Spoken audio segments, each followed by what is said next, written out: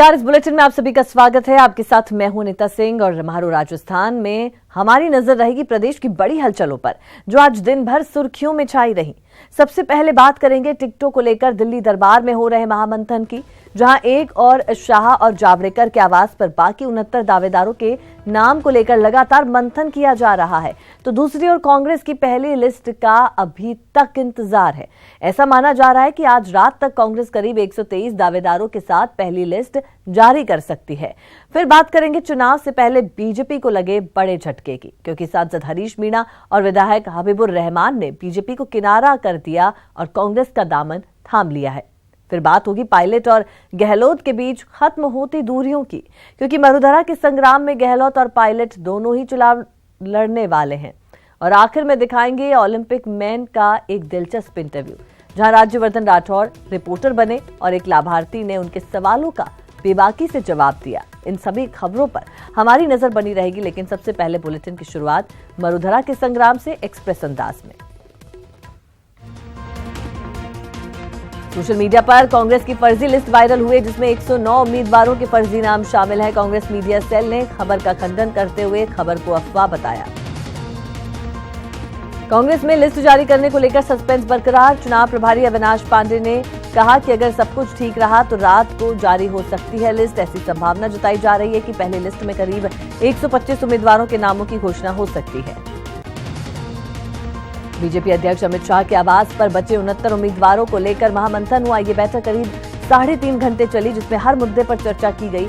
इस बैठक में सीएम राजे, प्रकाश जावड़ेकर, गजेंद्र सिंह शेखावत, अर्जुन राम मेघवाल मौजूद रहे। चुनाव से ठीक पहले बीजेपी को बड़ा झटका लगा है। दौसा से बीजेपी सांसद हरीश मीणा कांग्रेस का दामन थाम चुके हैं। उन्होंने दिल्ली में अशोक गहलोत, सचिन पायलट और रामेश्वर डूडी की मौजूदगी में सदस्यता ग्रहण की। हरीश मीणा ने कहा कि ये उनकी घर वापसी है। उधर नागौर से बीजेपी विधायक हबीबुर रहमान भी कांग्रेस के हो गए। जयपुर में कांग्रेस कार्यालय में बड़े नेताओं की मौजूदगी में हबीबुर रहमान ने कांग्रेस का दामन थामा। हबीबुर रहमान ने कहा कि उन्हें घर लौटने की खुशी है। हरीश मीणा के कांग्रेस ज्वाइन करने के बाद किरोड़ी मीणा ने हरीश मीणा पर मौका परस्त कहकर उन्हें मौका परस्त बताया। उन्होंने कहा कि मीणा समाज एकजुट है और बीजेपी को इससे कोई नुकसान नहीं होगा। वहीं बीजेपी के पुराने साथी रहे घनश्याम तिवारी ने हरीश मीणा के कांग्रेस में जाने पर चुटकी ली है। दौसा में घनश्याम तिवारी ने कहा कि जो लोग स्वार्थ के कारण आए थे उन्हें जाना ही था। एआईसीसी की बैठक में सचिन पायलट और अशोक गहलोत ने तमाम अटकलों पर विराम लगा दिया है। दोनों नेताओं ने चुनाव लड़ने का ऐलान किया। पीसीसी चीफ सचिन पायलट ने चुनाव लड़ने के ऐलान के बाद कांग्रेस कार्यकर्ता पलक पावड़े बिछाए हुए हैं। पायलट को कई सीटों से चुनाव लड़ने का प्रस्ताव मिला है। उन्हें मसूदा, नसीराबाद, केकड़ी, मालपुरा, देवली, उनियारा और टोंक सीट से प्रस्ताव मिले। हालांकि अब सबकी निगाहें पायलट के फैसले पर टिकी है। एआईसीसी की बैठक में अशोक गहलोत ने एक बार फिर बीजेपी पर निशाना साधा। गहलोत ने कहा कि बीजेपी हर बार चुनाव में राम मंदिर का मुद्दा उठाती है। वहीं अशोक गहलोत ने एक बार फिर साफ किया कि पार्टी में कोई गुटबाजी नहीं है। उन्होंने कहा कि हम सब एकजुट होकर चुनाव लड़ेंगे और जीत हासिल करेंगे। गहलोत ने कहा कि बीजेपी के इशारे पर फूट की अफवाह फैलाई जा रही है।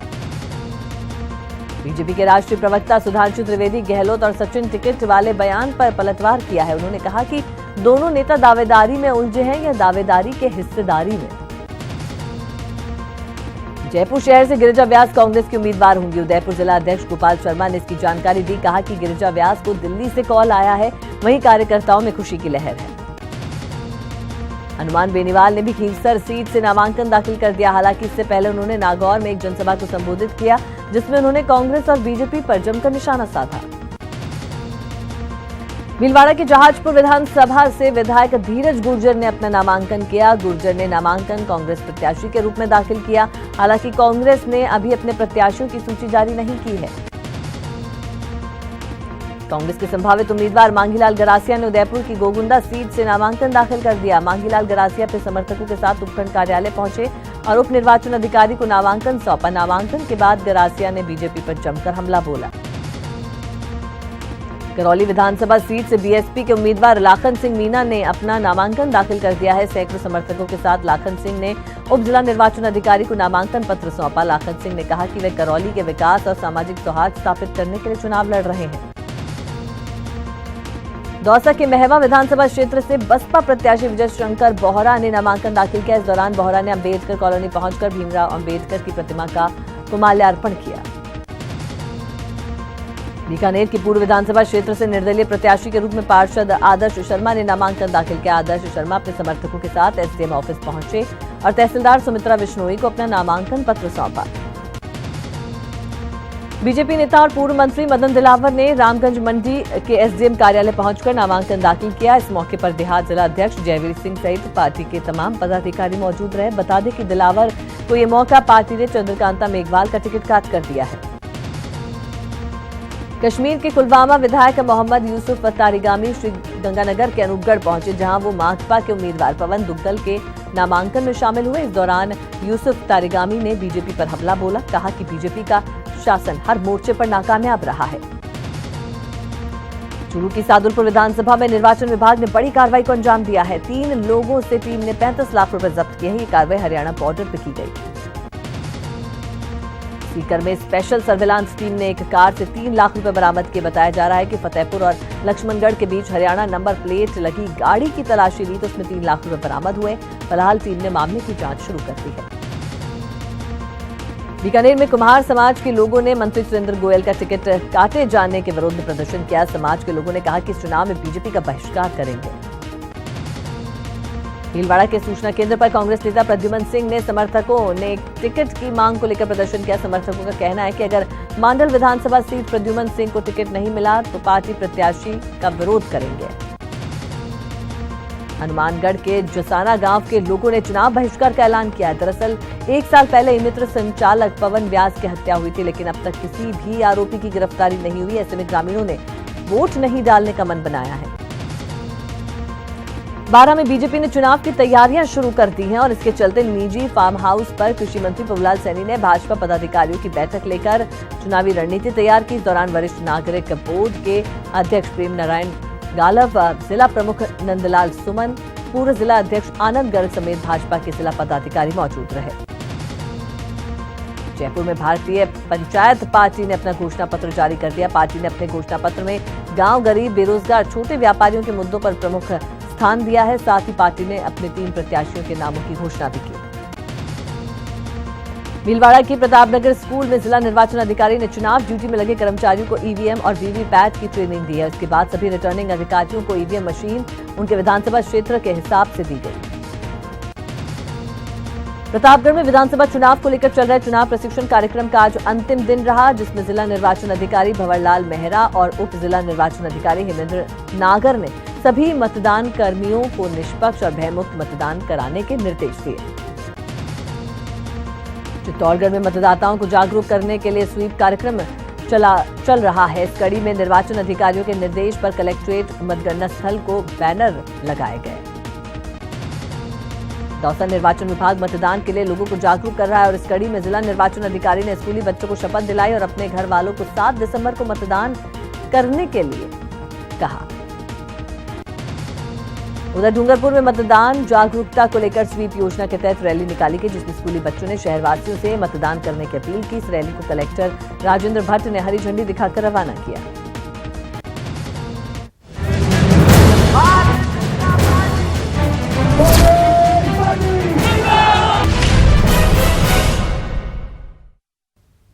तो इलेक्शन एक्सप्रेस के बाद अब बात टिकटों के इंतजार की। जयपुर से लेकर दिल्ली तक हर जगह अब इंतजार ही हो रहा है। नामांकन के 3 दिन गुजर गए, लेकिन कांग्रेस में लिस्ट का इंतजार है कि लंबा ही खिंचता जा रहा है। अब ऐसे में इस इंतजार को क्या नाम दें? शक नहीं है कि हम लिस्ट जल्दी घोषित कर दें। उसमें जो समय लग रहा है उसकी कोशिश ये है कि जैसा, लेकिन आप जानते हैं कि सब जगह में उम्मीदवार बहुत अच्छे उम्मीदवार हमारे। इस इंतजार को क्या नाम दें? कभी भी हो सकती है। आज उसकी उम्मीद कम है, लेकिन हमारी कोशिश रहेगी कि अगर कांग्रेस प्रेसिडेंट का स्वीकृति आ जाती है तो हम आज भी कुछ लिस्ट घोषित कर सकते हैं, लेकिन उसके कोई निश्चित नहीं, अन्यथा कल करेंगे। क्या एक साथ जारी होगी 200 उम्मीदवारों की लिस्ट? कांग्रेस क्या एक साथ सभी 200 उम्मीदवारों की सूची जारी करने की तैयारी कर रही है? निश्चित रूप से कोशिश तो यही है कि सभी 200 उम्मीदवार को घोषणा करना है, और अगर उसमें चयन समिति जल्दी से उसका सब लोग मिलकर निर्णय ले लेते हैं तो उसकी भी घोषणा जल्दी करें। अब तो इंतहा हो गई है। लिस्ट का इंतजार करते करते आंखें पथरा गई हैं। जयपुर से दिल्ली तक इंतजार लगातार लंबा खिंच रहा है, लेकिन कांग्रेस की लिस्ट है कि अभी भी इंतजार कराने के ही मूड में है। कांग्रेस की लिस्ट का मुहूर्त नहीं निकल पा रहा है, मगर कांग्रेस के नेताओं की नामांकन का मुहूर्त निकला आ रहा है। ऐसे में अब सियासी गलियारों में सवाल उठने लगे हैं कि क्या कांग्रेस किसी खास रणनीति के तहत लिस्ट जारी करने में देरी कर रही है? क्या कांग्रेस अब एक साथ 200 सीटों की लिस्ट जारी करेगी?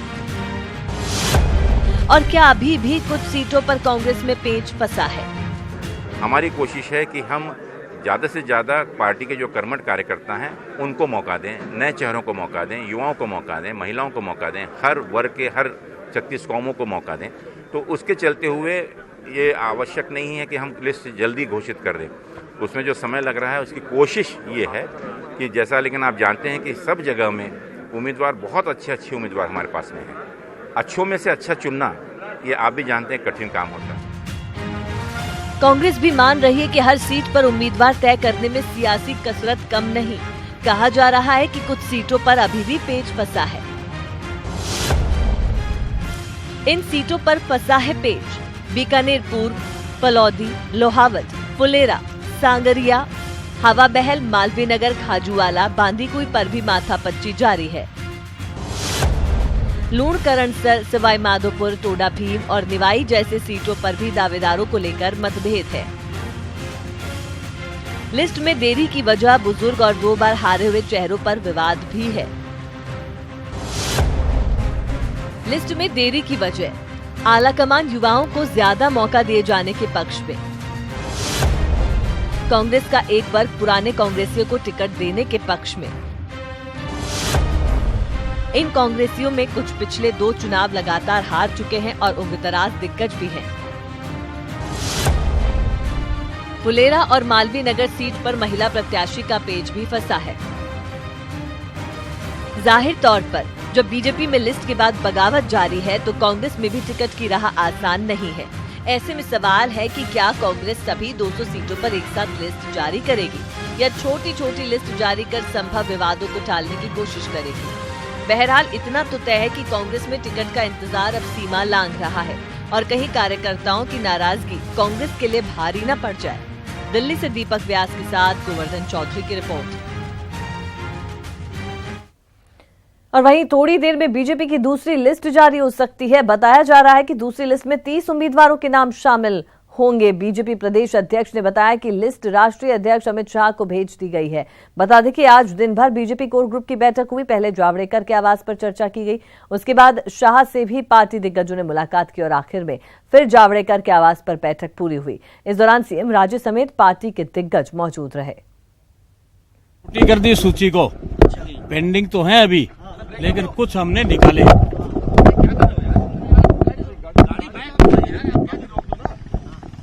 कुछ सीटें निकाली हैं हमने और हमने भेज दी, अध्यक्ष जी को दे दी। अब वो फाइनल करके थोड़ी देर में कहीं जारी कर देंगे। आज देर तक 30 के करीब होंगी। अब देखना ये होगा कि कब कांग्रेस की लिस्ट जारी होती है। इंतजार ये लंबा होता जा रहा है। हालांकि बीजेपी दूसरी लिस्ट की बात यहां पर कर रही है। चलिए इस पर और ज्यादा चर्चा के लिए रुख करते हैं। हमारे संवाददाता दिल्ली से अभिषेक आड़ा हमारे साथ जुड़ चुके हैं। गोवर्धन चौधरी भी हमारे साथ मौजूद रहेंगे। लगातार आप तक वो पल पल की अपडेट पहुंचा रहे हैं। सबसे पहले रुख में करूंगी अभिषेक आपका। अभिषेक, जिस तरह से आज जो सब पूरा घटनाक्रम देखने को मिला और उसके बाद में जिस तरह के बगावती तेवर बढ़ते जा रहे हैं बीजेपी में, बीजेपी दूसरी लिस्ट की बात कह रही है, 30 नाम उसमें शामिल हो सकते हैं।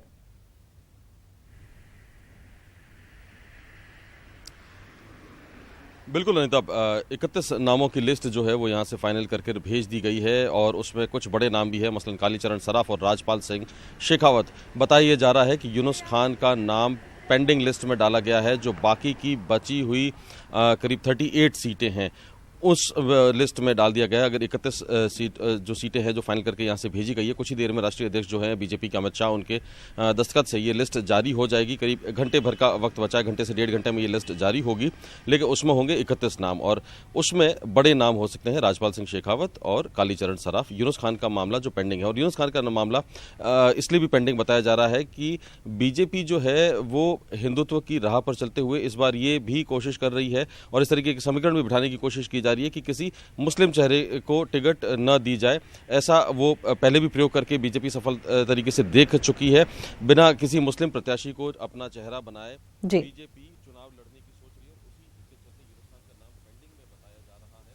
हालांकि लिस्ट आने के बाद 31 लोगों की जो लिस्ट आएगी उसके बाद ही पता चलेगा कि कितनी सच्चाई है इसमें।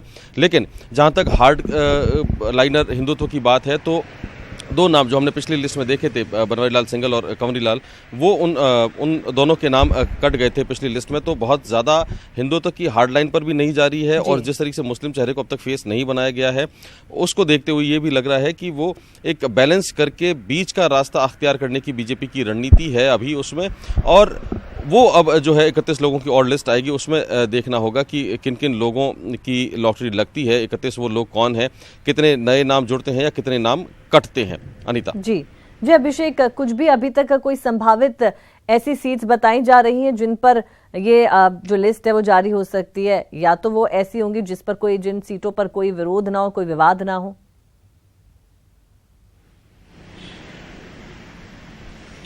मैं वही कह रहा हूँ, उद्योग मंत्री राजपाल सिंह शेखावत जो कि जोटवाड़ा से जीते थे, उनका नाम इस लिस्ट में बताया जा रहा है और मालवीय नगर से जीतने वाले कालीचरण सराफ का भी नाम इस लिस्ट में बताया जा रहा है। जो 2 बड़े चेहरे हैं, मंत्री दोनों रहे थे, कैबिनेट मंत्री थे, दोनों के पास अलग अलग बड़े मंत्रालय भी रहे। पहले यूडीएस मंत्री थे राजपाल सिंह शेखावत, उसके बाद उनको उद्योग मंत्रालय का जिम्मा दिया गया था। इन दोनों के नाम आज आने वाली लिस्ट में बताए जा रहे हैं। यूनुस खान का नाम नहीं बताया जा रहा है। जो आज पूरा 7 घंटे से भी ज़्यादा, दोपहर को 11 बजे बैठक शुरू हुई थी और अभी कुछ देर पहले ये बैठक खत्म हुई है। करीब 8 घंटे तक ये बैठक चली।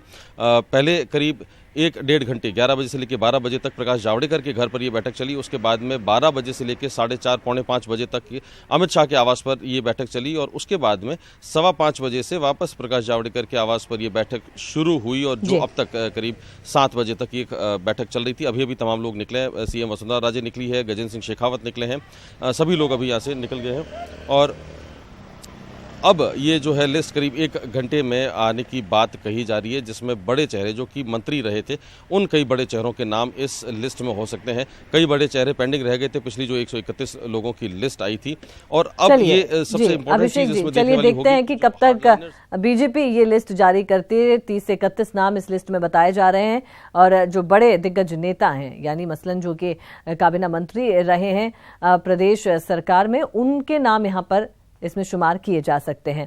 अभिषेक हमारे साथ मौजूद है, रुक करते हैं, गोवर्धन चौधरी भी हमारे साथ जुड़े हुए हैं। गोवर्धन जी, जिस तरह का घटनाक्रम आज सुबह से ही कांग्रेस में देखने को मिल रहा है, इतना लंबा इंतजार और उसके चलते अब अफवाहों का बाजार भी गर्म है।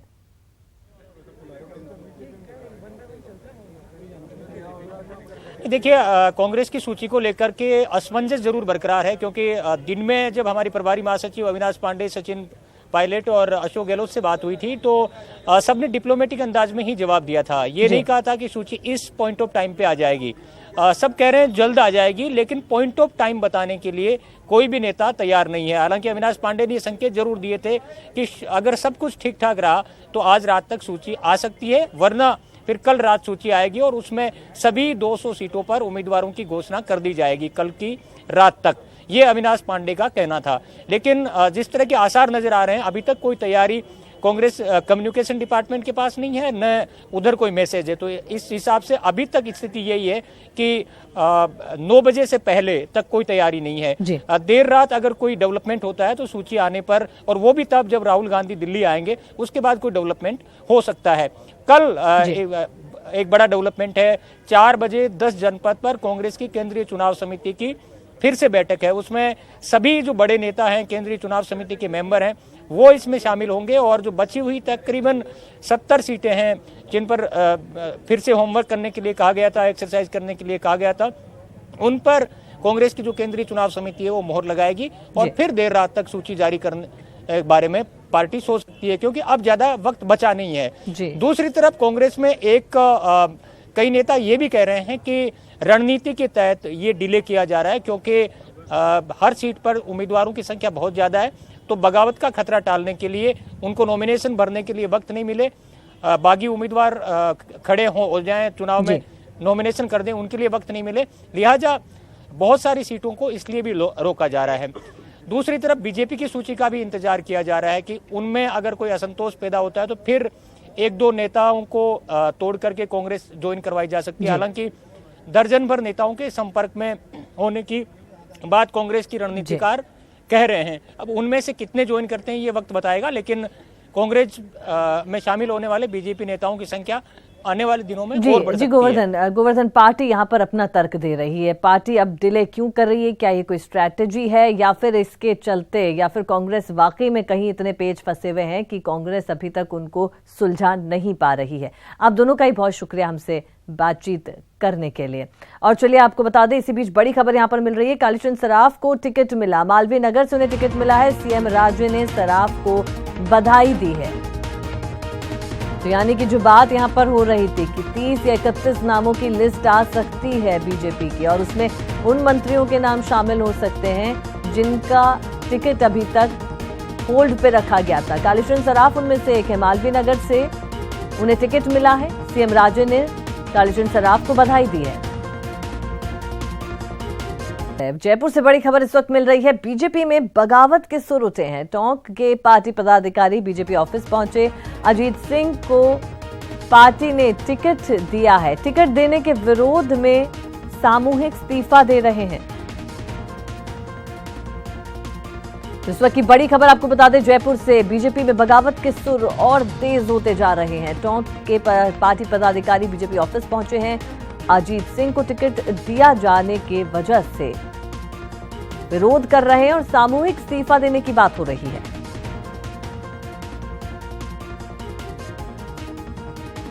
इस वक्त की बड़ी खबर जयपुर से, बीजेपी में बगावती सुर और तेज होते हुए टोंक के पार्टी पदाधिकारी बीजेपी ऑफिस पहुंचे हैं। यहां अजीत सिंह को टिकट दिए जाने की वजह से वो विरोध कर रहे हैं। सामूहिक इस्तीफा देने की बात कही जा रही है।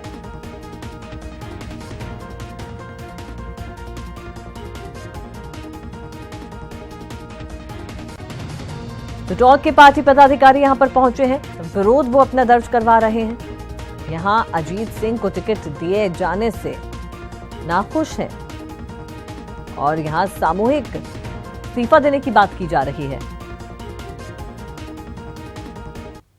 कांग्रेस की ओर से भले ही अभी तक उम्मीदवारों की लिस्ट नहीं आई हो, लेकिन ये तय हो गया है कि उम्मीदवारी को लेकर अशोक गहलोत, सचिन पायलट और रामेश्वर डूडी के बीच के मतभेद खत्म हो गए हैं। अब ठीक है।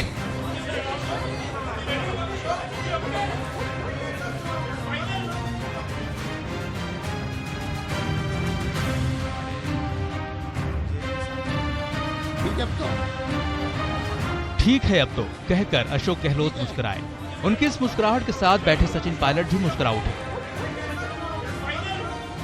और इन दोनों की मुस्कुराहटों से ये साफ हो गया कि मतभेदों पर अब विराम लग चुका है। अशोक गहलोत, सचिन पायलट और रामेश्वर डूडी के बीच मतभेद की जो खबरें सियासी गलियारों से छन छन के आ रही थी, उन चर्चाओं पर अब इस प्रेस कॉन्फ्रेंस के बाद विराम लग गया है। तीनों नेताओं की उम्मीदवारी को लेकर के भी अब सारे सवाल खत्म हो गए हैं और ये स्पष्ट हो गया है कि सारे दिग्गज नेता चुनाव लड़ेंगे। आज वो जो फूट करते थे वो बातें खत्म हो गई है और हम सब एक मैदान में एक साथ उतर रहे हैं चुनाव के अंदर। चुनाव सचिन पायलट जी भी लड़ेंगे, मैं भी लड़ूंगा, सब लोग चुनाव लड़ेंगे। ठीक है। अब तो राहुल गांधी जी के आदेश के बाद और अशोक गहलोत जी के निवेदन के बाद मैं भी चुनाव विधानसभा का लड़ूंगा, गहलोत साहब भी लड़ेंगे और हम सब मिलकर कांग्रेस पार्टी को भारी बहुमत से जिताएंगे। इस प्रेस कॉन्फ्रेंस के दौरान अशोक गहलोत बार बार ये कह रहे थे कि अब तो सब ठीक है और बार बार सचिन पायलट की ओर भी देख रहे थे। अब ठीक है।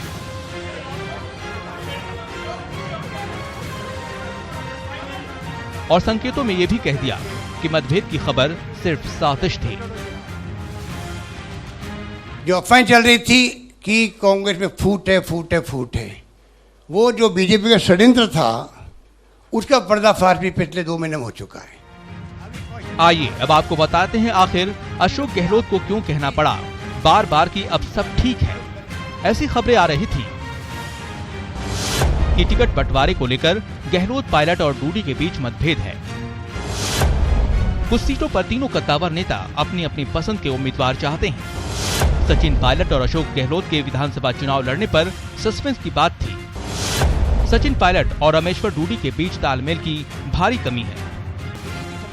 इन्हीं खबरों पर इस प्रेस कॉन्फ्रेंस के जरिए अशोक गहलोत, सचिन पायलट और रामेश्वर डूडी ने विराम लगाने की कोशिश की है। जहां तक रही इनके चुनाव लड़ने की बात, तो कयास लगाए जा रहे हैं कि अशोक गहलोत फिलहाल जोधपुर की जिस सरदारपुरा सीट से विधायक हैं और वहीं से चुनाव लड़ सकते हैं। जहां तक सचिन पायलट की बात है, वो अजमेर या दौसा जिले की किसी विधानसभा सीट से चुनाव लड़ सकते हैं। सियासत में जब भी ये कहा जाता है कि सब कुछ ठीक ठाक है, तो ये समझाने की कोशिश होती है कि कुछ बड़ा होने वाला है। अशोक गहलोत और सचिन पायलट के बीच भी कुछ ऐसा ही है। गहलोत और पायलट ने चुनाव लड़ने का ऐलान करके ये जता दिया है कि सीएम पद पर दावेदारी को लेकर सस्पेंस बरकरार है। कैमरामैन भवानी सिंह के साथ गोवर्धन चौधरी, न्यूज 18 राजस्थान, दिल्ली।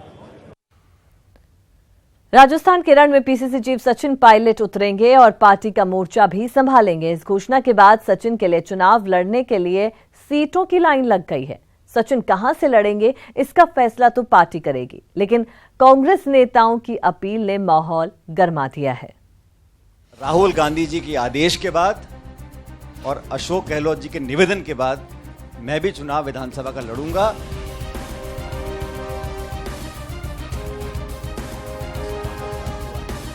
राजस्थान के रण में ये पायलट का प्रण है। कल तक कहा जा रहा था कि सचिन पायलट चुनाव नहीं लड़ेंगे, लेकिन अब साफ हो गया है कि सचिन राजस्थान के रण में पायलट नहीं, कांग्रेस की पलटन के साथ मोर्चा भी संभालेंगे। रण क्षेत्र में उतरेंगे कांग्रेस के पायलट। कांग्रेस नेताओं ने बिछाए पलक पावरे। पायलट के पास कई सीटों का प्रस्ताव। जी हां, सचिन पायलट के ऐलान के साथ ही अब उनके सामने उन सीटों की लंबी फहरिस्त है जिस पर लड़ने के लिए कांग्रेसी कार्यकर्ता उनसे अपील कर रहे हैं। एक नजर इन सीटों पर जिन पर पायलट को चुनाव लड़ने का आग्रह किया गया है।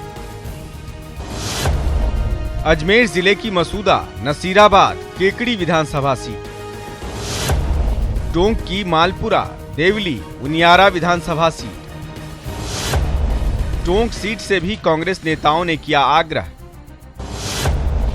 भरतपुर की नगर सीट से भी किया आग्रह। जयपुर की विराटनगर सीट से भी आग्रह।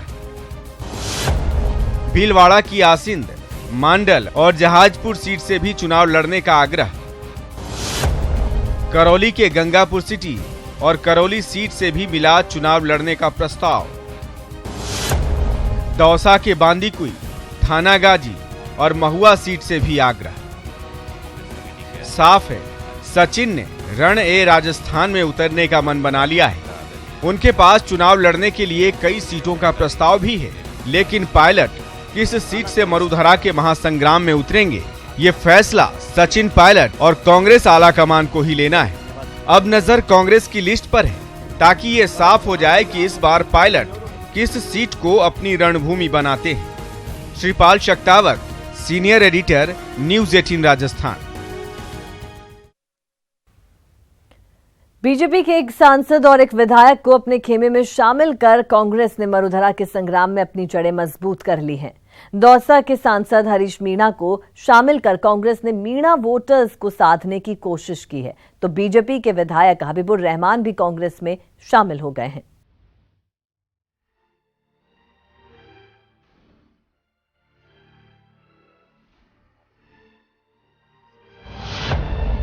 बीजेपी को कांग्रेस का बड़ा झटका।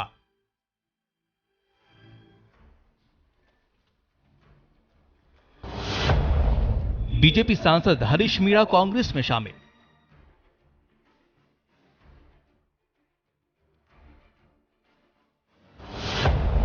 विधायक हबीबुर रहमान ने थामा कांग्रेस का हाथ।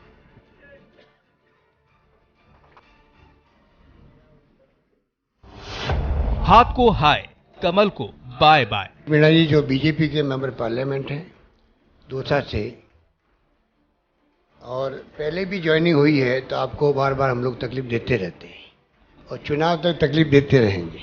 टिकट बंटवारे के बाद दिग्गजों की बगावत झेल रही बीजेपी को तब जोर का झटका लगा जब दौसा से बीजेपी सांसद हरीश मीणा ने दिल्ली में हाथ के साथ जाने का बड़ा फैसला लिया। मेरी पृष्ठभूमि कांग्रेस की है, कोई परिस्थितियां थी जिसके कारण मुझे कांग्रेस छोड़नी पड़ी। अब पुणे अपने घर में आ गया हूँ, ये घर वापसी है। जो पार्टी निर्णय करेगी, ये निर्णय में बिना शर्त के पार्टी ज्वाइन करेगी। महुआ से आपके चुनाव लड़ने की चर्चा है। मुझे कुछ पता नहीं है पार्टी क्या निर्णय करेगी, जो पार्टी आदेश देगी उसकी मैं पालना करूंगा। आपको बताएंगे कि कौन है हरीश मीणा और क्या है राजस्थान में कांग्रेस का मीणा दांव। लेकिन पहले देखिए हरीश मीणा के कांग्रेस में शामिल होने पर क्या कुछ है कांग्रेस की प्रतिक्रिया।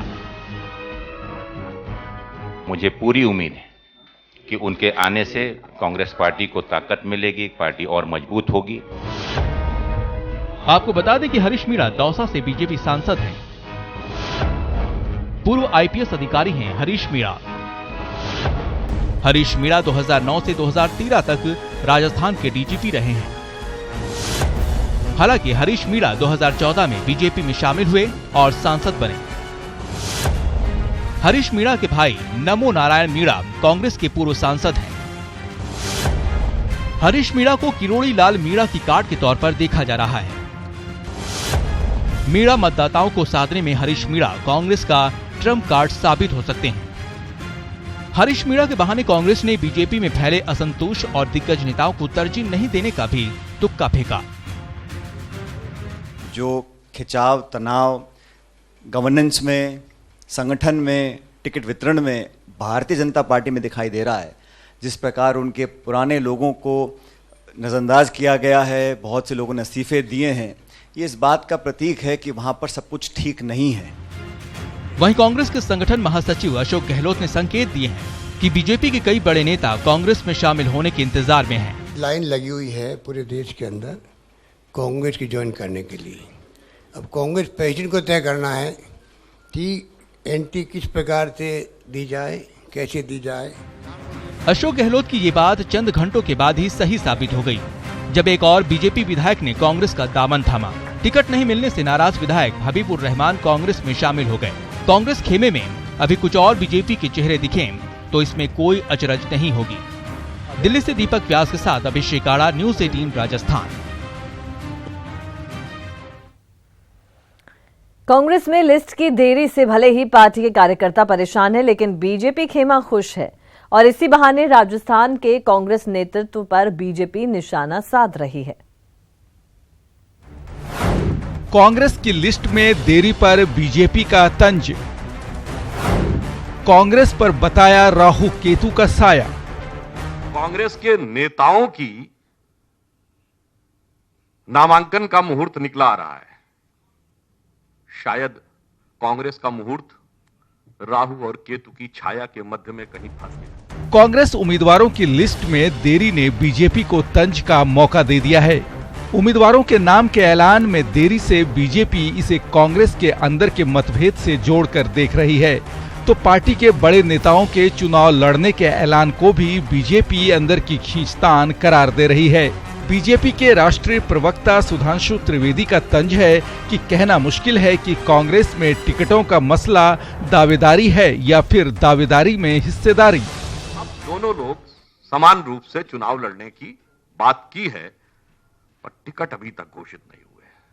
इससे लगता है कि टिकटों का मामला दावेदारी में उलझा है या दावेदारी की हिस्सेदारी में उलझा है। अशोक गहलोत और सचिन पायलट के बीच मतभेद की खबर को लेकर कांग्रेस पर हमलावर रही बीजेपी ने अब इसे अशोक गहलोत के कद में कमी के रूप में पेश करने की कोशिश की है। बीजेपी का तंज है कि सचिन पायलट को चुनाव लड़ाने के लिए अशोक गहलोत को निवेदन करना पड़ा। अशोक गहलोत जी अपने से एक पीढ़ी छोटे, अपने पुत्र की या पुत्री की आयु के समकक्ष नेता के आगे एक निरीह निवेदनकर्ता के रूप में प्रस्तुत हैं और अब दोनों लोग समान रूप से चुनाव लड़ने की बात की है। सुधांशु त्रिवेदी ने कांग्रेस की लिस्ट में देरी को राहु केतु का खेल बताकर भी कांग्रेस पर निशाना साधा। कांग्रेस की लिस्ट का मुहूर्त नहीं निकल पा रहा है, मगर कांग्रेस के नेताओं की नामांकन का मुहूर्त निकला आ रहा है। शायद कांग्रेस का मुहूर्त राहु और केतु की छाया के मध्य में कहीं फंस। हालांकि कांग्रेस पर निशाना साधने वाले सुधांशु त्रिवेदी बीजेपी सांसद हरीश मीना के कांग्रेस का हाथ थामने की घटना पर जवाब देने से बचते नजर आए। जाहिर सी बात है कि कांग्रेस ने भले ही अपनी पार्टी के उम्मीदवारों के नाम तय नहीं किए हैं, लेकिन हरीश मीना को कांग्रेस खेमे में शामिल कर बीजेपी को एक बड़ा झटका तो जरूर दिया है, जिसे स्वीकार करना बीजेपी के लिए फिलहाल तो भारी दिखता है। सौरभ गृहस्थी, न्यूज 18 राजस्थान। और बड़ी खबर ये मिल रही है कि बीजेपी की दूसरी लिस्ट सामने आई है। कालीचरण सराफ मालवीय नगर से, सांग सिंह भाटी जैसलमेर से, कैलाश वर्मा बगरू से और बगरू से रतन जलधारी, सीकर से नंदलाल बंशीवाल, सिकराय से ताराचंद सारस्वत, डूंगरगढ़ से उम्मीदवारों के ये नामों के औपचारिक ऐलान हुआ है।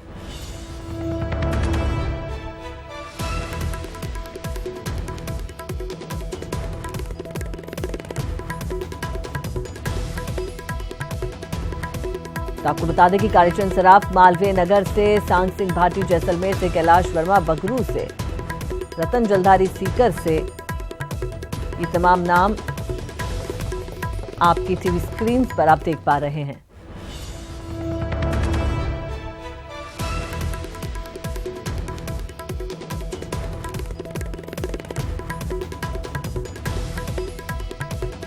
और ये कहा जा रहा है कि बस औपचारिक ऐलान बाकी है। कालीचरण सराफ का नाम तय माना जा रहा है। मालवीय नगर से वो इस बार चुनाव लड़ेंगे। तो एक बार फिर से पार्टी ने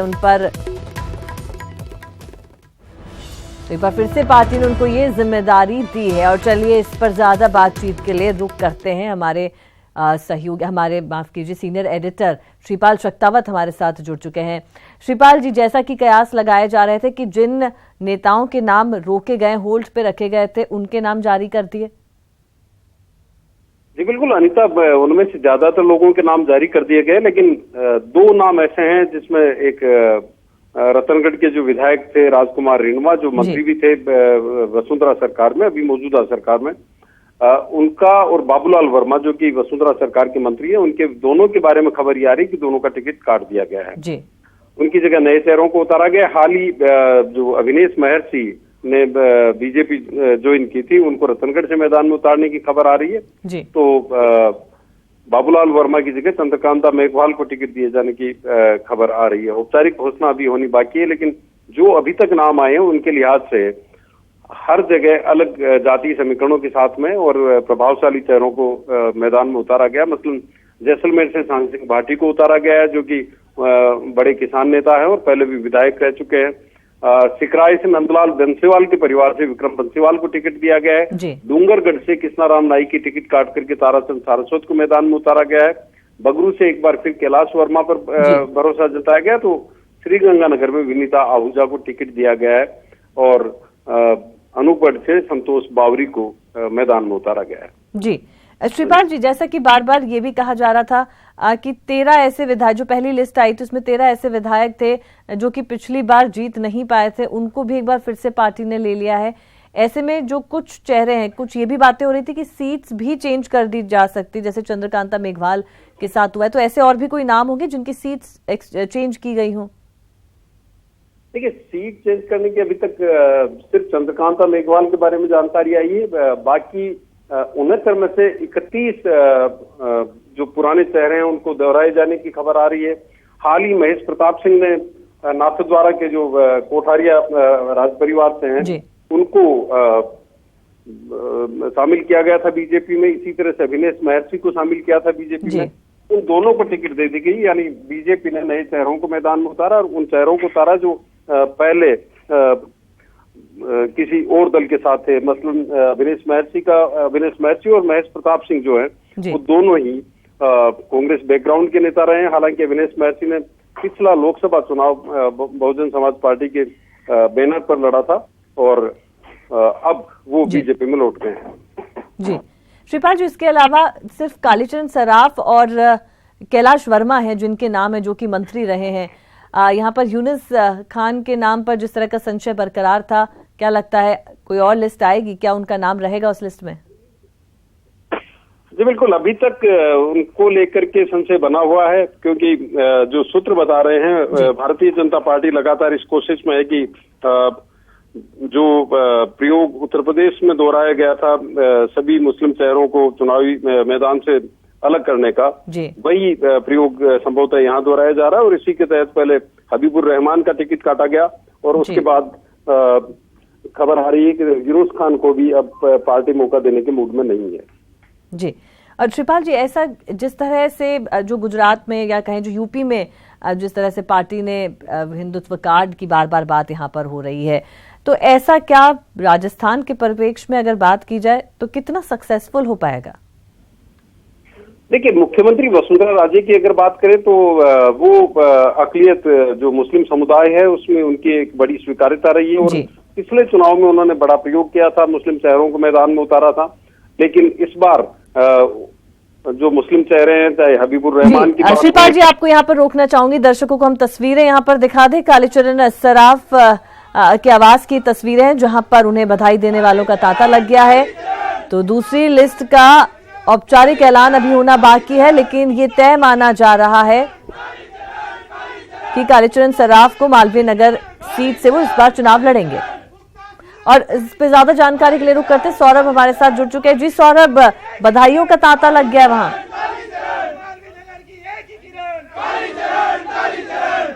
जी बिल्कुल, पहली लिस्ट में जिस कद्दावर मंत्री का नाम नहीं था उसका नाम दूसरी लिस्ट में आ चुका है वो एक, और यहाँ पर उनके आवाज पर कार्यकर्ता जो है वो नारेबाजी कर रहे हैं। मंत्री जी, पहली लिस्ट में नाम नहीं आया, दूसरी में आ गया है। देखिए, ये रूटीन प्रक्रिया है, पहली लिस्ट और दूसरी लिस्ट महत्व नहीं रखती। पहले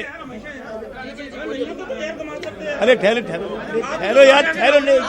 मंत्री जी, तो टीवी के सामने क्या कर रहे हो? अरे सुनिए, ऐसा है, अरे सुनो भाई, क्या यार समझ नहीं रहे हो? ये इसको हेलो, देखिए, पहली लिस्ट और दूसरी लिस्ट का सवाल नहीं है। पहले जो 131 सीटों पर डिस्कशन हुआ, इसलिए 131 सीटें फाइनल हो गई और अब बाकी सीटों पे डिस्कशन हुआ तो उसके बाद इसकी ये फाइनल हो गई। ये रूटीन प्रक्रिया है, इसमें पहले और बाद का कोई सवाल नहीं है। ये लिस्ट के लिए मुख्यमंत्री का आपके पास फोन आया? हेलो, मुख्यमंत्री का फोन आया आपके पास? मुख्यमंत्री जी की ओर से जानकारी आई कि आपको टिकट दे दिया गया है। तो पहली लिस्ट में नाम नहीं आया तो कुछ निराशा, कार्यकर्ताओं को कुछ निराशा थी? नहीं है, भारतीय जनता पार्टी के हर कार्यकर्ता को नेतृत्व विश्वास था, है और रहेगा। मालवीय नगर से और भी कई प्रत्याशी बीजेपी में दावेदारी कर रहे थे, लेकिन आपसे टक्कर लेना शायद उनके लिए मुश्किल रहा। देखिए, लोकतंत्र में सबको अधिकार है टिकट मांगने का और जिन्होंने भी टिकट मांगा उन सबका मैं सम्मान करता हूं, पर टिकट तो एक को ही मिलता है। इसलिए अब जितने भी लोगों ने टिकट मांगा वो सब सहयोग करेंगे, क्योंकि पार्टी एकमुखी है, पार्टी एकजुट है। आपको ऐसा नहीं लगता कि कुछ नेता आपके खिलाफ माहौल बना रहे थे, इसलिए आपको पहली लिस्ट में नाम लेट हुआ? नहीं, ऐसा कुछ नहीं है। देखिए, जो पार्टी में टिकट मांगता है तो वो अपनी बात कहता है। ये कांग्रेस की जैसे सिर्फ फुटेबल नहीं है हमारे यहाँ रूटीन प्रक्रिया है। और पहले 131 सीटों पर डिस्कशन हुआ और उसके बाद अब हुआ तो हो गया। अब आप किस प्रकार से चुनाव प्रचार करेंगे मालवीय नगर में, और क्या सौगातें देने की आपकी उम्मीद है? क्योंकि अब मालवीय नगर विधानसभा क्षेत्र में पिछले 5 साल में जितने विकास के काम हुए हैं, मैं ये दावा कर सकता हूं कि पिछले 50 साल में इतने विकास के काम नहीं हुए। और अब 5 साल में भी हम उल्लेखनीय काम करेंगे। निश्चित रूप से हम मालवीय नगर का अलग से और चुनाव घोषणा पत्र बनाएंगे और उसके आधार पर काम करेंगे। चुनाव पत्र अलग से बनेगा मालवीय नगर का, लेकिन कालीचरण सराफ की पत्नी भी हमारे साथ मौजूद है। आपको उम्मीद थी, बीच में कुछ टेंशन बढ़ गई थी? नहीं, एकदम पूरी उम्मीद थी कि हाँ टिकट इनको ही मिलेगा, कोई वो नहीं था। पहली लिस्ट में नाम नहीं आने से थोड़ा सा ऐसा कुछ नहीं था, पता था कि हाँ अपने को मिलेगा। तो पहले से भरोसा था? हाँ, भरोसा था पहले से। कार्यकर्ताओं की भावना है, कार्यकर्ताओं का जोश है, तो टिकट कैसे नहीं मिलेगा? और मैडम का पूरा भरोसा है, मैडम पे कैसे नहीं टिकट मिलेगा?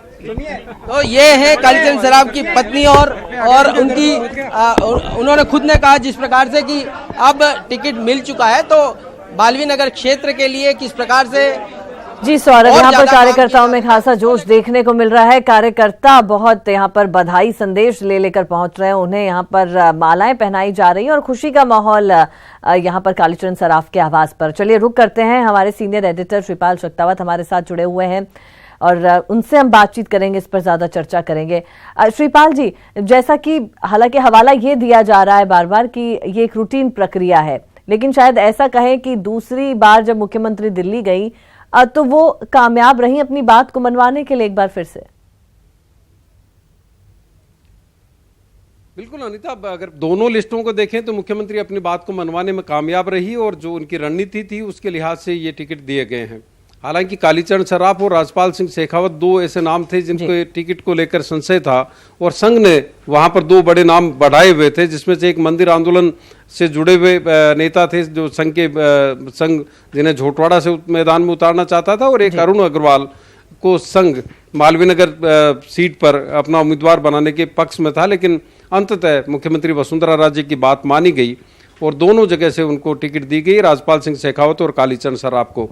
लेकिन इस लिस्ट को अगर देखें तो इसमें दो बड़े नाम, जिसमें जो डग से विधायक थे बाबूलाल वर्मा और वसुंधरा सरकार में मंत्री थे, उनका टिकट काट दिया गया और साथ ही रतनगढ़ से राजकुमार रिणवा जो मंत्री रहे हैं वसुंधरा सरकार में, पहले खान मंत्रालय उनके पास था, कई विवादों में वो रहे, उनका टिकट काट करके वहां पर अभिनेश महर्षि जो हाल ही में बीजेपी में आए थे उनको टिकट थमा दिया गया है। इसी तरह से नाथद्वारा में जो कोठारिया राज परिवार के सदस्य हैं महेश प्रताप सिंह, वो कांग्रेस छोड़ करके बीजेपी में आए थे, उनको वहां पर टिकट दिया गया है। दो ऐसे नाम सामने आए जो कांग्रेस पृष्ठभूमि के हैं और उन्होंने थोड़े दिन पहले बीजेपी ज्वाइन की थी और बीजेपी ने रणनीतिक आधार पर उनको अपने उम्मीदवार के बतौर चुनाव मैदान में उतार दिया है। इसी तरह से ज्ञानदेव आहूजा, जिनको फायर ब्रांड नेता माना जाता है और जो लगातार कई विवादों में रहे, उनका टिकट काट दिया गया और उनकी जगह रामगढ़ अलवर से सुखवंत सिंह को मैदान में उतारा गया है। और वहां पर बीजेपी ने एक बार फिर पंजाबी जो समुदाय है उस पर भरोसा किया और उसी को गोलबंद करते हुए बीजेपी वहां पर जीत तय करना चाहती है। किशनगढ़ के विधायक जो डूंगरगढ़ के विधायक हैं कृष्णा राम नाई, जिन्होंने एक जमाने में जो दौलत राम सारण है, कुंभाराम आर्य और मंगलाराम गोदारा जैसे दिग्गजों को हराया था, उनका टिकट काट करके वहां पर ताराचंद सारस्वत को मैदान में उतारा गया है। और इसी तरह से शिव बाड़मेर विधानसभा सीट से खुमान सिंह जो कई विवादों में घिरे हुए हैं, उनको मैदान में उतारा गया है। खुमान सिंह संघ के प्रिय नेता हैं और उन्हें वहां पर मैदान में उतारा गया है।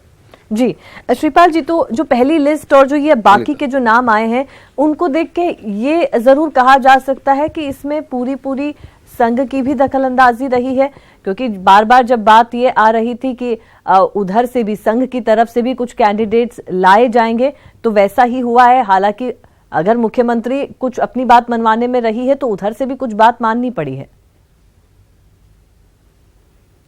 जी बिल्कुल, मुख्यमंत्री ज्यादातर सीटों पर जहां पर अपनी बात मनवाने में कामयाब रही, वहीं कुछ जगह संघ का दखल माना गया, खासतौर पर जहां पर धर्मांतरण के इलाके हैं, जहां पर मुस्लिम तबलीग सक्रिय है या ईसाई मिशनरी सक्रिय है या भारत पाकिस्तान की सीमा पर सटी हुई जितने भी विधानसभा क्षेत्र हैं, वहां पर संघ का दखल खासतौर पर काम आया है। जिसमें शिव की अगर टिकट की बात करें तो वहां पर संघ की पसंद पर खुमान सिंह को मैदान में उतारा गया है।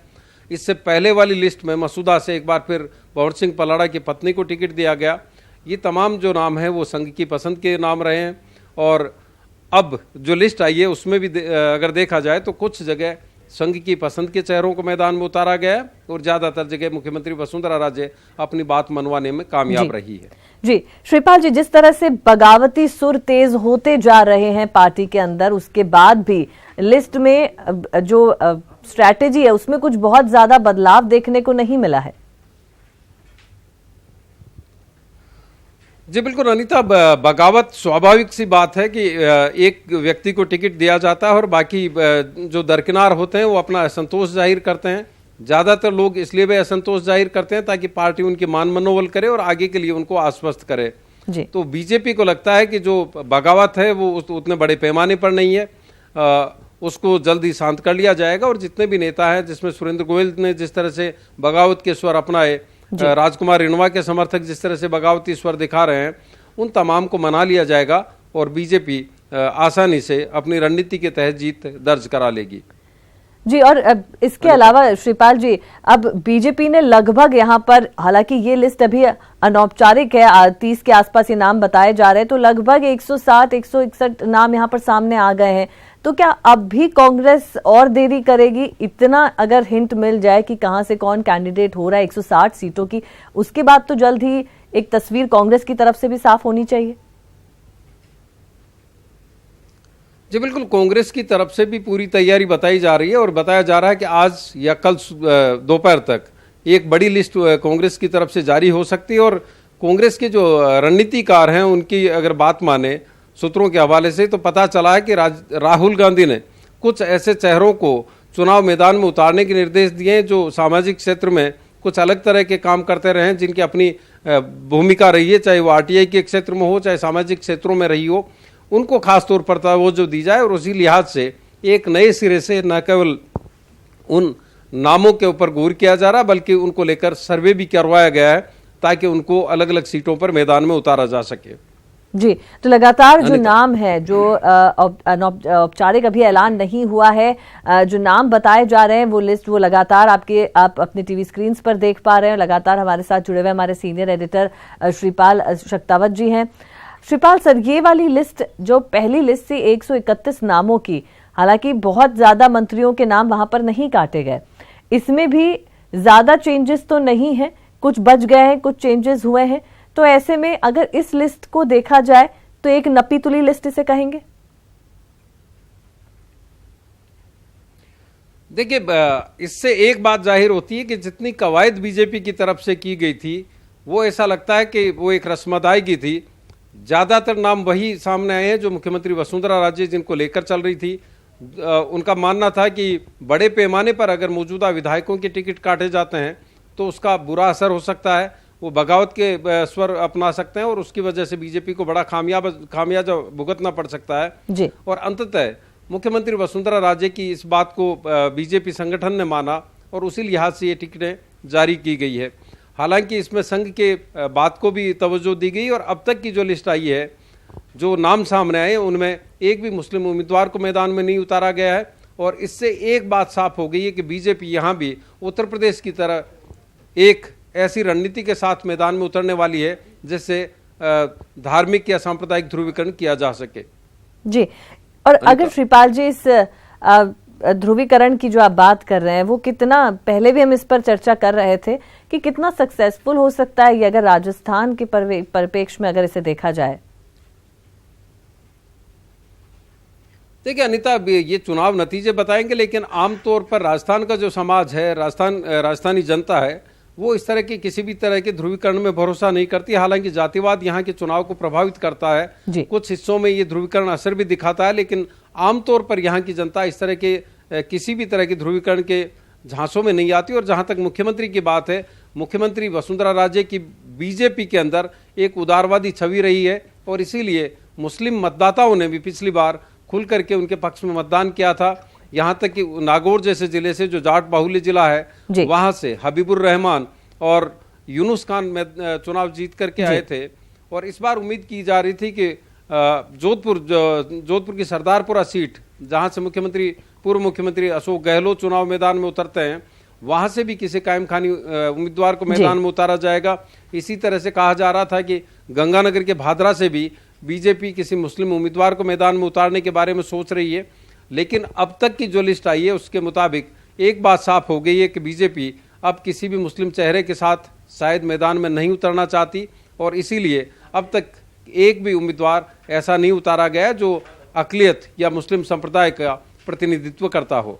जी, वाकई में श्रीपाल जी, ये जो स्ट्रैटेजी बीजेपी द्वारा अपनाई जा रही है, हालांकि इसका जो माइनॉरिटी कम्युनिटी है उसने भी अपनी नाराजगी इस ओर जाहिर कर दी। आपके पास लौटेंगे, आप हमारे साथ बने रहिए। इसी बीच रुक कर लेते दिल्ली से अभिषेक हाड़ा हमारे साथ जुड़ चुके हैं। अभिषेक जी, यहाँ पर औपचारिक ऐलान तो नहीं हुआ, लेकिन वो लिस्ट, वो नाम सामने आ गए हैं।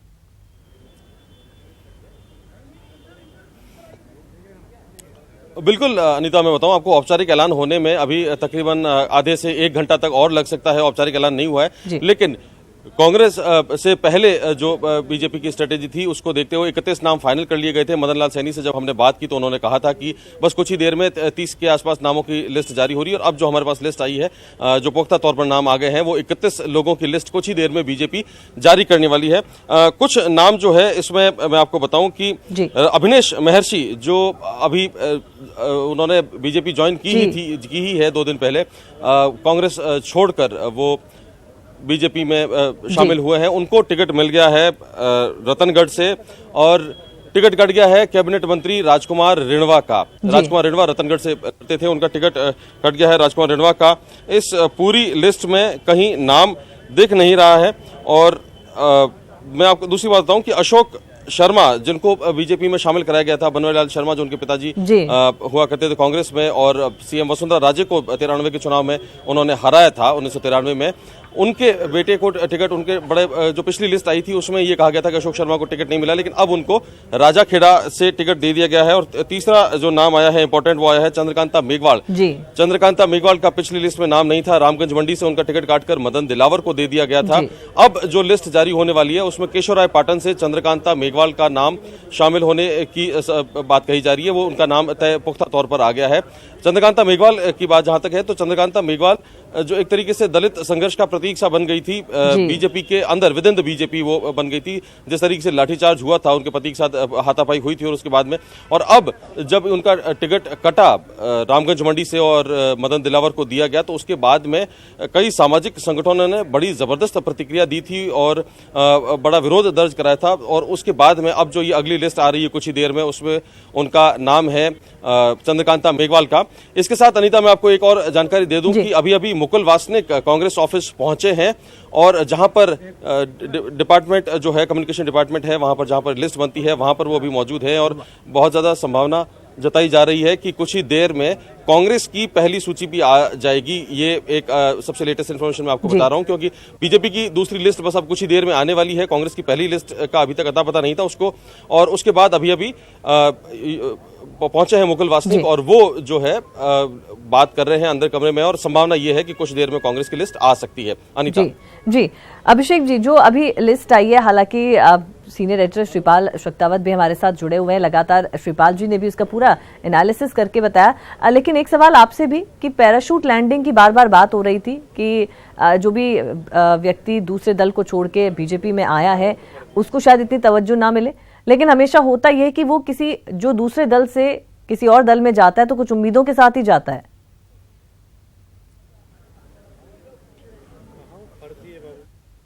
बिल्कुल उम्मीदों के साथ जाता है, और उम्मीदें भी नहीं कहें बल्कि हम कहें कि शर्तों के साथ जाता है। चाहे अशोक शर्मा हो, चाहे अभिनेश महर्षि हो, दोनों को विधायक का टिकट मिल गया है।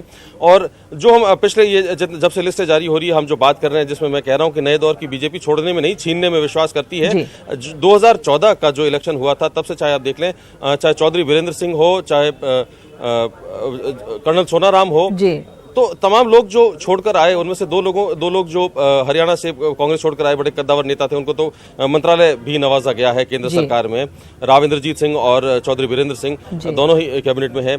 और इसके साथ ही बीजेपी हर तरीके से जीत को छीनने की और हासिल करने की कोशिश करती है, और ये वही कोशिश है कि अभिनेश महर्षि को और अशोक शर्मा को अब टिकट दी गई है। और दोनों जो आए थे वो सशर्त ही आए थे जब उन्होंने बीजेपी ज्वाइन की थी। आज जो हरीश मीणा ज्वाइन हुए, उस वक्त कांग्रेस कह रही है कि वे बिना किसी शर्त के शामिल हुए हैं कांग्रेस में, लेकिन बीजेपी के साथ जो आ रहे हैं वो शर्त के साथ आ रहे हैं बाकायदा, और कुछ न कुछ हासिल करने के लिए ही आ रहे हैं। और बीजेपी भी उनके जरिए जीत हासिल करने की रणनीति पर ही काम कर रही है, और ये उसी रणनीति का हिस्सा है कि दोनों लोग जो आए उनको टिकट दिया गया। अनीता जी अभिषेक, वाकई में जिस तरह से जो पार्टी की, हालांकि 30 नामों की लिस्ट है, अभी उसका औपचारिक ऐलान नहीं हुआ है, औपचारिक ऐलान होना बाकी है, लेकिन उसी स्ट्रैटेजी पे, उसी लाइन पर चलते हुए पार्टी ने ये 30 नामों की घोषणा भी की है। हालांकि कुछ नाम यहाँ पर, कुछ मंत्रियों के नाम यहाँ पर कटे हैं, उनका टिकट यहाँ पर जरूर कटा है। लौटेंगे आपके पास भी, उससे पहले रुक कर लेते हैं। जयपुर से हमारे सहयोगी सौरभ गस्ती हमारे साथ जुड़े हुए हैं। जी सौरभ, आप जहाँ मौजूद है प्रदेश कार्यालय पर है, किस तरह की स्थिति, जो समर्थक हैं जिनको टिकट मिला है उनके समर्थक जरूर आज यहाँ पर खुश होंगे, खुशी का माहौल होगा?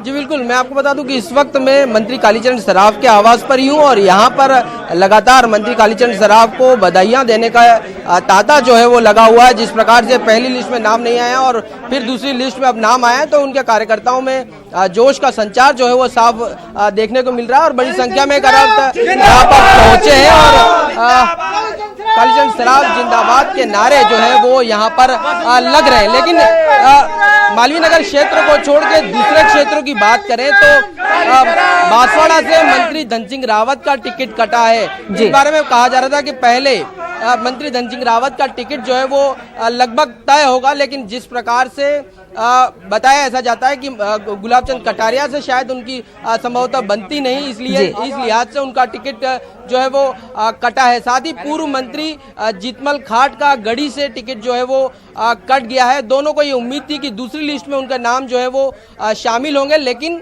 जिस प्रकार से धन सिंह रावत का टिकट कटा और वहां पर हकरू महिड़ा को टिकट दिया गया है और कैलाश मीणा को गढ़ी से टिकट दिया गया, तो इन दोनों सीटों का लेकर वागड़ में भी काफी इंतजार किया जा रहा था। धन सिंह रावत पहले की पूरी तरह से आश्वस्त नजर आ रहे थे और आपको ध्यान में होगा कि उन्होंने हिंदू मुस्लिम का भी एक बयान किया था और उसके बाद वो विवादों में पड़ गए थे और उसके बाद से कहा जा सकता है कि संभवतः उसी कारण से उनका टिकट जो है वो कटा है। जिस प्रकार से चंद्रकांता मेघवाल की अभिषेक ने बात की, तो मैं आपको बता दूं कि पहली लिस्ट में अधिकांश मेघवाल समाज के टिकट कटे हैं और उसके बाद मेघवाल समाज के लोगों में इस प्रकार की नाराजगी थी कि उनके समाज के टिकट जो है वो पार्टी ने काटे हैं। और उसके बाद सौरभ यहाँ पर कई टिकट जैसे कि पहले जो लिस्ट आई थी 131 की, उसके तहत अब बाकी की जो 30 नाम आए, इनमें भी ऐसा नहीं है कि उन्हीं लोगों को वापस रिपीट किया गया है, वापस सीट वो दी गई है, लेकिन यहाँ पर भी कुछ टिकट कटे हैं और आगे भी जो लिस्ट आएगी शायद उसमें भी जरूरी नहीं है कि सारे वही नाम आपको देखने को मिले।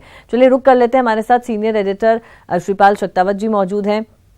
श्रीपाल, जिस तरह से बार बार ये बात हो रही है कि जब पैराशूट लैंडिंग की बात की गई और पहले भी पार्टी कह रही थी कि जो भी बाहर से जो भी व्यक्ति आएगा, दूसरे दल से आएगा, उसे पार्टी के साथ काम करना होगा, उसको एकदम से टिकट नहीं दी जाएगी, लेकिन ऐसा दिखता नहीं है।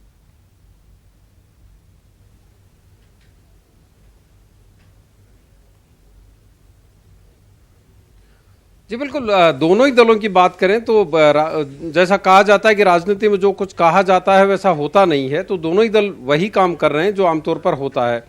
क्योंकि चुनाव में एक सबसे बड़ा जो लक्ष्य रखा जाता है वो जीत का लक्ष्य रखा जाता है और जीत के लिहाज से जो भी उपयोगी होता है वो सब रणनीति अपनाई जाती है। अनिता, अभी हम थोड़ी देर पहले बात कर रहे थे कि जो पाकिस्तान से सटा हुआ बॉर्डर है वहां पर एक अलग तरह के ध्रुवीकरण की कोशिश संघ की तरफ से हो रही है और उसी का एक नतीजा है कि पोखरण से प्रतापपुरी को मैदान में उतारा गया है। प्रतापपुरी पश्चिमी राजस्थान में बहुत ज़्यादा प्रभाव रखने वाले एक ऐसे संत हैं जिनका अलग अलग समाजों में प्रभाव है और उनको पोखरण से मैदान में उतारा गया है। वहाँ से शैतान सिंह जो संघ के कार्यकर्ता हैं उनका टिकट काट करके प्रतापपुरी को उतारा गया और वहाँ पोखरण में कांग्रेस की तरफ से सालेह मोहम्मद हमेशा मैदान में उतरते हैं। सालेह मोहम्मद गाजी फकीर के पुत्र हैं और गाजी फकीर के जरिए पाकिस्तान के पीर पगारों से एक संदेश, एक फतवा हमेशा आता है जिसके जरिए सिंधी मुसलमान जो बॉर्डर इलाके के 4 या 5 सीटों पर प्रभावित करते हैं वो अपना मतदान तय करते हैं। पिछले कुछ सालों से सीधे तौर पर कांग्रेस के साथ गाजी फकीर परिवार का सीधा रिश्ता बन गया था, जिसमें से फतेह मोहम्मद जो उनके भाई हैं वो जिला प्रमुख रहे हैं और उनके पुत्र पोखरण से विधायक रहे सालेह मोहम्मद। उनके सामने सालेह मोहम्मद जहां से मैदान में उतरने वाले हैं वहां से प्रतापपुरी को मैदान में उतार दिया गया है। इसी तरह से पोखरण में सांग सिंह भाटी का जो प्रभाव है उसको देखते हुए उनको बैलेंस करने के लिए जैसलमेर भेज दिया गया है, जहां पर उन्होंने एक बड़ा किसान आंदोलन 80 के दशक में किया था और उसके बाद भैरव सिंह शेखावत सरकार के वक्त में उन्हें विधायक का टिकट दिया गया था। तो कई तरह के समीकरण इसमें खासतौर पर ध्यान रखे गए हैं। मेघवाल मतदाताओं में जो नाराजगी नजर आ रही थी उसको ठीक करने के लिए चंद्रकांता मेघवाल को रामगंज मंडी से दूसरी सीट पर भेज दिया गया है। पिछली जो सूची थी उसमें उनका टिकट काट दिया गया था क्योंकि वहां पर जो प्रहलाद गुंजल हैं जो बीजेपी के दिग्गज नेता हैं वो उनके और चंद्रकांता के बीच विवाद लगातार जगजाहिर हो रहे थे और उनको देखते हुए अब चंद्रकांता मेघवाल को वहां पर भेजा गया है और जो मेघवाल मतदाताओं में चाहे डांगावास कांड हो, चाहे चंद्रकांता मेघवाल के साथ श्रीपाल वजह से जो मेघवाल पूरी जो ये लिस्ट आई है अब बीजेपी की, उसका लबो लबाब ये कहा जा सकता है कि ऐसा नहीं है, पार्टी ने पूरी डिटेल स्टडी इस पर जरूर करी है। आप क्या कहेंगे?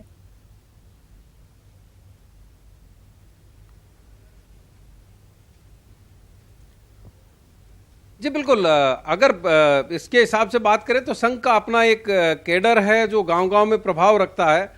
उसने पिछले सालों में विस्तार किया और विस्तारकों के जरिए भी उन्होंने अपना फीडबैक लिया था, लेकिन मुख्यमंत्री वसुंधरा राजे जिस फीडबैक के साथ टिकटों के वितरण में शामिल हुई थी, अपने उम्मीदवारों को लेकर के गई थी, अपनी लिस्ट लेकर के गई थी, उस फीडबैक के आधार पर ज़्यादातर टिकट ये दिए गए हैं और संघ ने भी कई सीटों पर अपनी बात मनवाने में कामयाबी हासिल की है। जी श्रीपाल जी, बहुत शुक्रिया आपका, हमसे आपने पूरी एक जो लिस्ट को लेकर जो एनालिसिस था वो और उस पर जो चर्चा थी वो आपने की। बहुत शुक्रिया आपका हमसे बातचीत करने के लिए। तो जिस तरह से ये जो लिस्ट आई है, 30 जो नाम आए हैं, हालांकि इसमें भी कई मंत्रियों के नाम कटे हैं, लेकिन जिस तरह की उम्मीद की जा रही थी और जो संभावित नाम बार बार सामने आ रहे थे वो ये नाम है। और 30 नामों के बाद अब इंतजार, अब बाकी रह गए जो 30 और नाम होंगे, उन पर जल्द ही उम्मीद की जा रही कि जल्द ही बीजेपी इस लिस्ट को लेकर आएगी। हालांकि अभी कांग्रेस में अभी भी इंतजार है कि कब तक कांग्रेस अपनी लिस्ट लेकर आती है। चलिए रुक करते हैं, दिल्ली से हमारे संवाददाता अभिषेक आरा हमारे साथ जुड़े हुए हैं। अभिषेक जी, कब तक एक औपचारिक ऐलान समझे कि हो जाएगा बीजेपी द्वारा?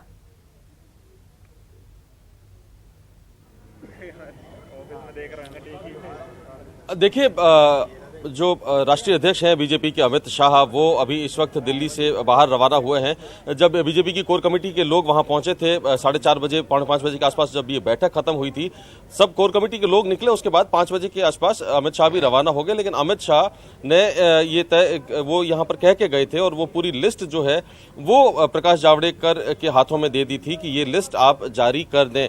वो अब प्रकाश जावड़ेकर के जरिए बीजेपी के कम्युनिकेशन डिपार्टमेंट में जाएगी और वहां से फिर आधिकारिक रूप से ये घोषणा होगी कि किन किन लोगों के ये जो लिस्ट जो हम बता रहे हैं पहले से आपको कि ये इस तरीके से वो आधिकारिक रूप से वो जारी हो जाएगी। इसमें तकरीबन 1 से 1.5 घंटे का अधिकतम समय लग सकता है। लेकिन अभी मैं आपको बताऊं कि कांग्रेस के इस दफ्तर में भी, कांग्रेस दफ्तर में भी अभी हलचल बढ़ गई है। मुकुल वासनिक यहाँ पर हैं और वो अब जो पीछे उनका जो कमरा है जो कम्युनिकेशन डिपार्टमेंट का, उससे सामने जो मीडिया प्रकोष्ठ है उसकी तरफ वो गए और उनके पीछे राजस्थान भर से आए हुए जो टिकटार्थी हैं वो बड़ी भारी तादाद में सब इस उम्मीद के साथ में उस कमरे को घेरे हुए खड़े हैं कि हो सकता है कुछ ही देर में लिस्ट आ जाए। ये अभी कांग्रेस में भी ये हलचल शुरू हुई है। अगर शेखावत साहब लाइन पर हैं तो वो एक चीज आज की जो लिस्ट आई है उस पर और ज्यादा डिटेल से बता सकते हैं कि पहले हमने देखा कि कंवरी लाल का टिकट कटा, उसके बाद बनवारी लाल का भी नाम जो था लिस्ट में नहीं था जो बीजेपी से थे, और अब सहयोगी सौरभ बता रहे थे कि जैसे धन सिंह रावत का नाम नहीं है। तीनों ही बीजेपी के हार्डलाइनर, हिंदुत्व की लाइन पर चलने वाले और उसी तरीके के स्टेटमेंट देने वाले लोग हैं। इसमें हालांकि एक चौथा नाम ज्ञानदेव आहूजा का भी जोड़ा जा सकता है। इन तीनों के नाम नहीं है और जो प्रतापपुरी के जरिए जो एक ध्रुवीकरण की कोशिश पोखरण में टिकट उनको देकर जो की गई है, लेकिन दूसरी तरफ जब हम वेस्ट का उत्तर अगर हम ईस्ट में जाते हैं तो ये जो ये 3 नाम जो हमें दिखते हैं, या साउथ में जाएं तो धन सिंह रावत का नाम जो दिखता है। धन सिंह रावत का हाल ही में एक स्टेटमेंट भी बड़ा चर्चा में रहा था जब उन्होंने हार्डलाइनर हिंदुत्व की बात की थी। तो ये किस तरीके से बीजेपी क्या बैलेंस करके चल रही है? यहाँ पर बता दूं अभिषेक जी, अभी फिलहाल हमारे साथ में नहीं जुड़े हुए हैं श्रीपाल जी। अब हालांकि उन्होंने इस बात को भी कहा था, उन्होंने कहा था कि पूरी तरह से बैलेंस, ऐसा नहीं कहेंगे कि सिर्फ हिंदुत्व कार्ड पर ही चीजें करी जा रही है, लेकिन एक बैलेंस तरीके से डिटेल स्टडी करके ही ये पूरी लिस्ट, नामों की लिस्ट सामने आ रही है। आपका भी हम रुख करेंगे, उससे पहले हमारे सहयोगी सुधीर शर्मा हमारे साथ जुड़ चुके हैं। सुधीर जी, ये लिस्ट आने के बाद जरूर हलचल प्रदेश में अगर बात करें तो बढ़ चुकी होगी। देखिए, बिल्कुल बढ़ चुकी हो, क्योंकि इस लिस्ट में ज्यादातर जो प्रत्याशी आए हैं वो नए चेहरे ज्यादा हैं। लेकिन इसमें दिलचस्प बात यह है कि सिकराय से जो गीता वर्मा विधायक थी, जो राजपा से पिछली बार विधायक थी और किरोड़ीलाल मीणा के साथ बीजेपी ज्वाइन करी थी, उनका नाम यहाँ पर काट दिया गया है। यानी वो चेहरा जो बीजेपी के साथ आता है, लेकिन बीजेपी ने उस बार इस लिस्ट में अभी तक तरजीह नहीं दी गई है, इसलिए सिकराय से गीता वर्मा का नाम नहीं है। इसी तरह श्री डूंगरगढ़ से कृष्णाराम नाई का नाम भी काट दिया गया है। रतनगढ़ से जो मंत्री हैं राजकुमार रिणवा, उनका नाम काट दिया गया है। उससे जो पैराशूटर के तौर पे देखे जा रहे हैं अभिनेश महर्षि, उनका नाम शामिल किया गया है। बछेड़ी से अलग नाम आ गया, राजकुमारी जाटव का नाम काट दिया गया। हिंडौन में इसी तरह से हुआ है। जैसलमेर में भी छोटू सिंह भाटी का नाम काट दिया गया है। यानी ये लिस्ट अगर अब बात करें तो इसमें 31 में से लगभग 13-14 नाम है वो नए प्रत्याशी के तौर पर शामिल किए गए हैं। लिहाजा बीजेपी ने इस बार इस लिस्ट के अंदर जो वर्तमान विधायक है उनके टिकट काट के नए चेहरे को तरजीह दी गई है। जहां पर ज्यादा विरोध था, जैसे लक्ष्मीनारायण बैरवा का जो चाकसू से विरोध था, वहां पर टिकट काटकर किसी अन्य को दी गई है। तो अब के ये कही जा सकती है कि एक संतुलित लिस्ट देने की कोशिश की गई कि जहां विरोध था, जहां प्रत्याशी की रायशुमारी सही ढंग से नहीं हुई, उन जगहों के नाम काटकर दिए गए हैं। लेकिन जो शिकराय की जो विधायक है उनका नाम काटा जाना अपने आप में अचरज भरा है, क्योंकि उन्होंने बीजेपी ज्वाइन करी और अभी तक उनका नाम नहीं आया। जी अनीता। जी सुधीर जी, क्योंकि जिस तरह से बीजेपी ने पहले जो स्वर देखे, जो विरोध के स्वर देखे पार्टी के अंदर, उसके बाद शायद ये थोड़ा सा बैलेंस बनाना बहुत जरूरी हो गया था। थोड़ी सी बैकफुट पे जरूर आई है, हालांकि ऐसा नहीं है, नाम यहाँ पर, टिकट यहाँ पर भी कटे हैं इस लिस्ट में भी। चलिए आप सबके पास हम लौटेंगे, आप सबके साथ हम चर्चा करेंगे, लेकिन जिस तरह से हमने आपको बताया कि औपचारिक ऐलान होना बाकी है। बीजेपी ने लगभग 30 नाम और सामने आ गए हैं, बीजेपी ने लिस्ट जारी करी है, हालांकि अभी तक औपचारिक ऐलान नहीं हुआ है। चलिए इस पर और ज्यादा चर्चा के लिए रुख करते हैं। हमारे संवाददाता बाबूलाल धायल भी हमारे साथ जुड़ चुके हैं, रुख उनका कर लेते हैं। बाबूलाल जी, कुछ नए चेहरों के साथ कुछ पुरानों के टिकट यहां पर कटे हैं, किस तरह की लिस्ट है ये? बहुत ही चौंकाने वाली लिस्ट है। इसमें सरपंच, प्रधान और जो पार्षद रह चुके हैं उनको टिकट दे दिया है बीजेपी ने। और जैसे कि शुरुआत करें तो शिव से जो खुमान सिंह का टिकट है वो कर्नल सोनाराम की पसंद का टिकट है। चोटन में आदूराम जो प्रधान रह चुके हैं उनका टिकट है। श्री गंगानगर में बिल्कुल नया चेहरा पार्टी ने उतारा है, डॉक्टर दर्शन आहूजा हैं जो कि बच्चों के डॉक्टर हैं, उनकी धर्मपत्नी बताई जाती है विनीता आहूजा, तो उनको टिकट दिया। अनूपगढ़ में संतोष बावरी है जो इंस्पेक्टर लूणाराम की बेटी है, उनको पार्टी ने टिकट से नवाजा है। और चाकसू में जो बीजेपी का टिकट गया है वो रामोतार बैरवा को गया है जो कि पार्षद रहे हैं चाकसू नगर पालिका में। डग में सरपंच के खाते में पार्टी ने टिकट दिया है।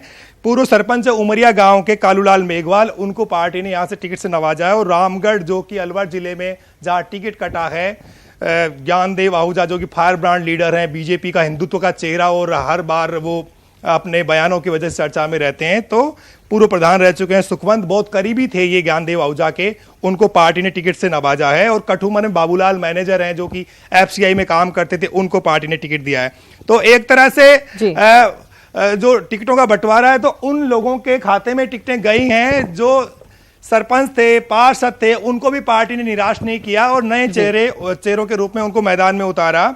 और अब जो संकट दिख रहा है इस लिस्ट में वो सुरेंद्रपाल सिंह टीटी के टिकट पर दिख रहा है। गुरदीप सिंह शाहपीणी का टिकट हो गया है संगरिया में, तो अब लगता ये कि किस तरह से उनको पार्टी टिकट देगी, संकट है उनके। जब तक जी बाबूलाल जी, यानी कि जो नए चेहरे हैं, जो युवा हैं, हिंदुत्व कार्ड यहाँ पर पार्टी पूरी तरह से खिलती हुई नजर आ रही है।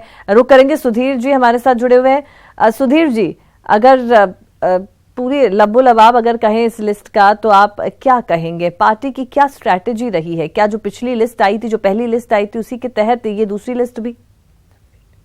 और चलिए और ज्यादा बातचीत के लिए हमारे साथ जुड़ चुके हैं बीकानेर से हमारे सहयोगी रवि विश्नोई हैं। जी रवि, यहाँ पर 30 नाम है, उनका ऐलान हुआ है और बीकानेर की भी कुछ सीट्स यहाँ पर इसमें शामिल हैं।